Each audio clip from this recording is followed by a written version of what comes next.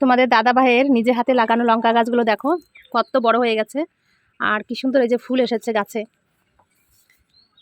অনেকটা ফুল এসে গেছে। এই লঙ্কা গাছে ফল আসতে অনেকটা দেরি হয়, কতদিন আগে লঙ্কা গাছের চারা বেরিয়েছিল, কিন্তু এখনও তেমন লঙ্কা হয়নি, সবে দুটো লঙ্কা হয়েছে। তো লঙ্কা গাছে আমি এখন এই যে বসে বসে একটু জল দিচ্ছি। এই দেখো, এই একটাই যে লঙ্কা হয়েছে, বোম্বাই লঙ্কা বলে নাকি, আর এই একটাই যে লঙ্কা হয়েছে। তো দুটো লঙ্কা ধরেছে গাছে। এই লঙ্কাগুলো খুব ঝাল।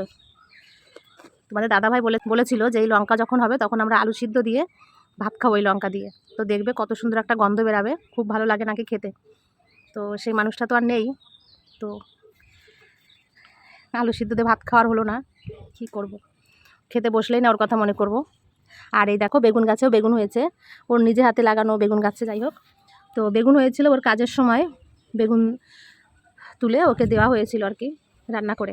আর ওইখানে একটা আছে বেগুন হয়েছে, মোটামুটি বেগুন হয়েছে, কিন্তু গাছে দুটো লঙ্কা হয়েছে। এটা দেখে আমার খুব ভালো লাগছে যে নিজে হাতে লাগানো গাছে দুটো ফল এসেছে। এই যে